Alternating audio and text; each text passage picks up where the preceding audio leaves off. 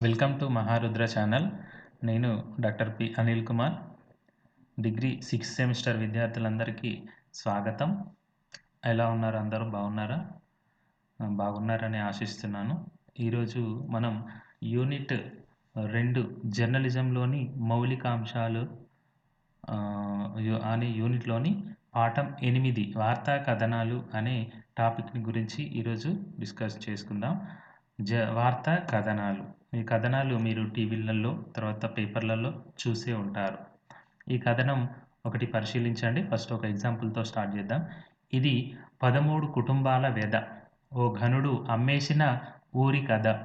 30 ఏళ్లుగా పుట్టి పెరిగిన గడ్డతో పేదల అనుబంధాన్ని తెంచేస్తున్న వైనం.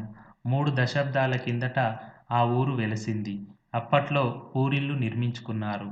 తర్వాత పక్కా ఇల్లు కట్టుకొని జీవనం సాగిస్తున్నారు. పంచాయతీకి పన్నులు కూడా చెల్లిస్తున్నారు. ఇప్పుడెవరో వచ్చారు, ఇది మా భూమి అని అంటున్నారు.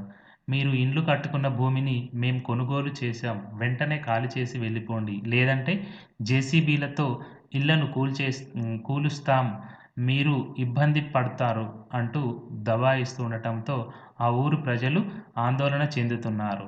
ఊరినే అమ్మేశారు అనే శీర్షికతో ఓ దినపత్రికలో వచ్చిన వార్తా కథనం ఇది. దీనికి బూరుగిద్ద గోస అనే పేరుతో ఉపశీర్షిక కూడా జోడించారు. అంటే సబ్ టైటిల్ అన్నమాట. ప్రముఖంగా వచ్చిన ఈ కథనం చదివిన జనం ఉలిక్కి పడ్డారు. మర్నాడు బూరుగిద్ద గద్దలెవరు అనే మరో కథనం కూడా వచ్చింది. వెంటనే జిల్లా అధికార యంత్రాంగం స్పందించింది. బూరుగిద్ద చేరుకొని గ్రామస్తుల సమస్య పరిష్కరించింది.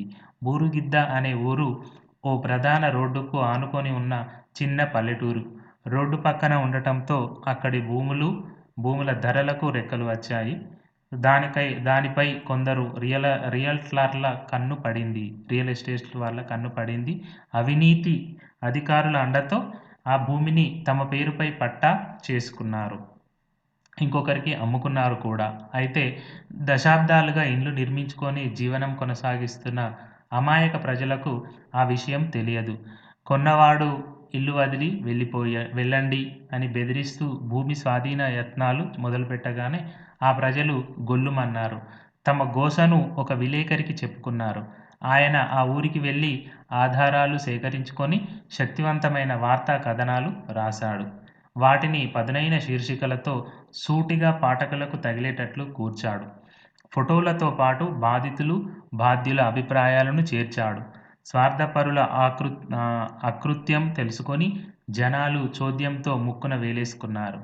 జిల్లా అధికార యంత్రాంగం కదలి రికార్డులు పరిశీలించింది.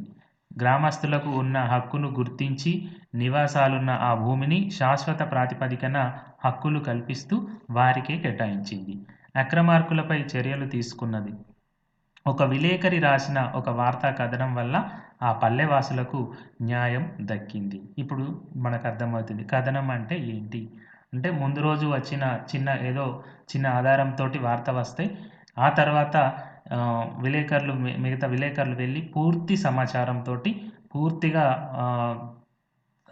సమాచారాన్ని సేకరించి కథనం రూపంలో రాసి వాళ్ళకి న్యాయం జరిగేటట్లు చేస్తే అది ఏంటంటే కథనం అవుతుంది. మన పాఠంలోకి వస్తే వార్త అంటేనే సమాచారం అందించడం. విషయం ఏదైనా ఉన్నది ఉన్నట్లుగా చెప్పడం వార్త.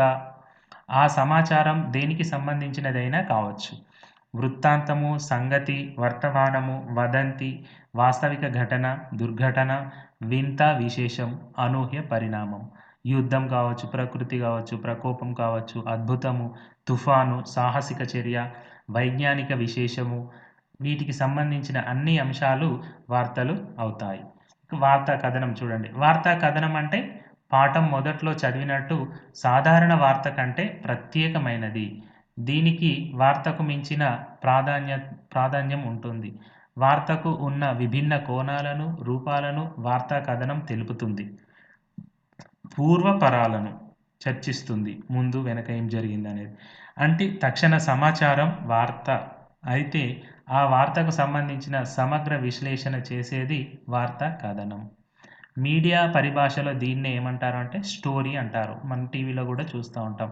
ఏదైనా ఒక హత్య జరిగిందంటే దానిపైన ఒక కథనం, ఒక స్టోరీలాగా అల్లేసి స్టోరీ అని జెప్పేసి టీవీలలో వస్తూ ఉంటుంది. ఒక వార్తకు సంబంధించిన సామాన్యులకు తెలియని భిన్న పార్శ్వాలను పరిశీలన, పరిశోధన ఆధారంగా పాత్రికేయులు విశ్లేషణాత్మకమైన కథనం రాస్తారు. అనేక దశల్లో పొందిన వార్తలను ఒక క్రమపద్ధతిలో తార్కికంగా వివరిస్తారు. కవితాత్మక, కథనాత్మక శైలితో పాఠకుల ఉద్వేగాలను సంబంధిత అంశం వైపు మళ్లిస్తారు. ప్రజల సమస్యనో, అభివృద్ధికి సంబంధించిన విషయాన్నో వివరిస్తూ నిర్మాణాత్మక పరిష్కార మార్గాలు సూచిస్తారు.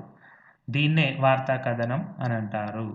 పరిష్కార మార్గాలు గూడా ఆ ముందు చదివిన కథనంలో వాళ్ళ ఇళ్ళ పట్టాలు వాళ్ళకిచ్చేసారుగా, పరిష్కారం దొరికిందిగా. సో, అట్లాగనమాట. దాన్నేమంటారు? వార్తా కథనం అని అంటారు. ప్రింట్ గావచ్చు, లేదంటే ఎలక్ట్రాన్ మీడియాలో వచ్చే ఏ కథనానికైనా ఈ నిర్వచనం అనేది వర్తిస్తుంది. అయితే ఆధారాలు చూపడం పత్రికల్లో, ఛాయాచిత్రాల ద్వారా, దృశ్య మాధ్యమాల్లో, వీడియోల రూపంలో ఉంటుంది. అది ప్రజల్లోకి వెళ్ళిపోతుంది.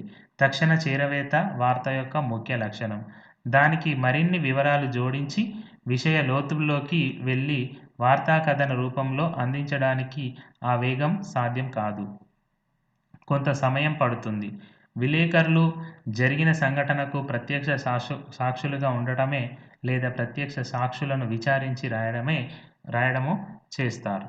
అనేక మార్గాల్లో వివరాలు సేకరించడం వల్ల విషయంపై సాధికారత అనేది వస్తుంది. అనంటే అందరిని ఒకరినే అడిగి సమాచారం తెలుసుకోవడం కాకుండా అందరి దగ్గర సమాచారాన్ని సేకరిస్తే దానికొక సాధికారత, అంటే ఈ వార్త నిజమైనది అనేది తెలుస్తుంది.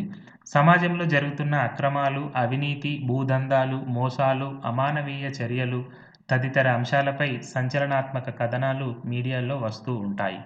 అందువల్ల ప్రింట్, ఎలక్ట్రానిక్ మీడియా అందించే సాధారణ వార్తల కంటే వార్తా కథనాలు ముఖ్య పాత్ర పోషిస్తాయి. ప్రజలను ఆకట్టుకుంటాయి. ప్రచురించిన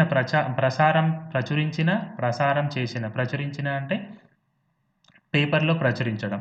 ప్రసారం అంటే టీవీల్లో ప్రసారం చేసిన మాధ్యమాలకు ప్రామాణికతను, ప్రచారాన్ని తెచ్చిపెడతాయి. ప్రసారం చేసిన మాధ్యమాలకు ప్రామాణికతను, ప్రచారాన్ని తెచ్చిపెట్టి అలాంటి ప్రజా సమస్యలకు సత్వర పరిష్కారాలు చూపే సాధనాలు అవుతాయి. అభివృద్ధి దిశగా పాలకులు దృష్టి సాధించేలా చేస్తాయి ఈ వార్తా కథనాలు. ఎవరు పట్టించుకోని అంశాల వైపు అధికార వర్గాలు పరిగెత్తేలా చేస్తాయి. వార్తా కథనాల ప్రాధాన్యత జర్నలిజంలో వార్తా కథనాల యొక్క మనం ప్రాధాన్యతను చూసుకున్నట్లయితే, జర్నలిజంలో వార్తా కథనాలకు ఉన్న ప్రాధాన్యత విశిష్టమైనది. అవి అసలు విషయానికి అదనపు విలువలను జోడిస్తాయి. జర్నలిజం అంటేనే నిర్దిష్ట లక్ష్యం కోసం వార్తా కథనం అని వినిపించడం. Story telling with a purpose అనే నిర్వచనం పాత్రికేయ ప్రపంచంలో ఉంది. పాఠకులైన, ప్రేక్షకులైన సాధారణ వార్తల కంటే వార్తా కథనాలను ఎక్కువగా పట్టించుకుంటారు. ఈ కథనాలు సమాజాన్ని మారుస్తాయి, అధికార వ్యవస్థలను కదిలిస్తాయి. ఇప్పుడు కొన్ని ఉదాహరణలు చూద్దాం. ఒక పట్టణంలో ఉన్న డిగ్రీ కళాశాల సమీప గ్రామాల్లోంచి విద్యార్థులు ఆర్టీసీ బస్సుల్లో వస్తూ ఉంటారు. సెలవు రోజులు తప్ప ప్రతిరోజు ఉదయం అందరికీ కనిపించే దృశ్యమే. పొద్దున, సాయంత్రం 90% పైగా బస్సులు విద్యార్థులతో కిటకిటలాడుతూ ఉంటాయి. స్టూడెంట్ పాస్ తీసుకుంటారు కనుక విద్యార్థులు ఆర్టీసీ బస్సులోనే ప్రయాణిస్తారు. కిక్కిరిసి ఉన్నా అందులోనే వెళ్లాల్సి ఉంటుంది. లోపల నిలబడడానికి చోటు లేకున్నా ఎలాగో సర్దుకుపోవాలి. చాలాసార్లు బస్సు టాపు మీద కూడా కూర్చుంటారు. స్థల భావం వల్ల తరచూ బస్సు డ్రైవర్లు స్టేజీల వద్ద విద్యార్థులున్నా ఆపకుండానే వెళ్ళిపోతారు.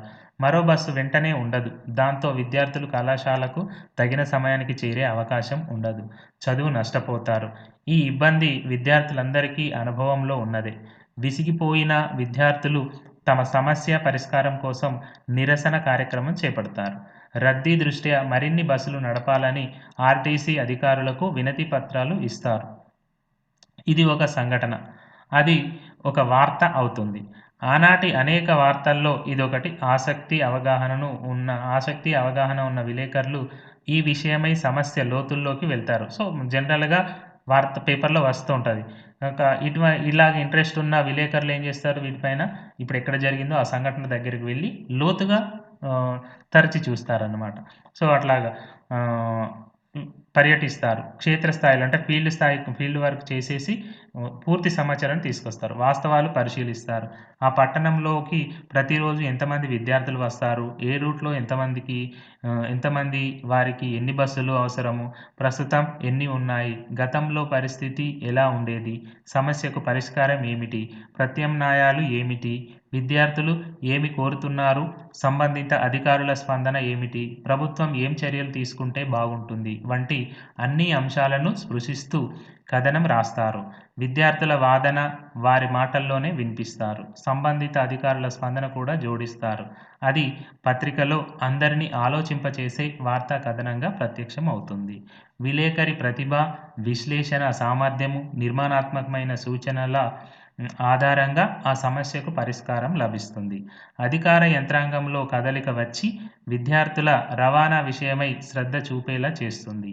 సమస్యకు ఒక పరిష్కారం అనేది దొరుకుతుంది. సో, ఇట్లాగా చైనాలో జరిగిన ఒక ఎగ్జాంపుల్ కూడా ఇవ్వడం అనేది జరిగింది. దానికి సంబంధించింది ఒకసారి మీరు ఒక ఎగ్జాంపుల్ రాస్తే సరిపోతుంది వార్తా కథనానికి సంబంధించింది. సో, వార్తా కథనాలు రాయడానికి గుర్తుంచుకోవాల్సిన కొన్ని అంశాలు.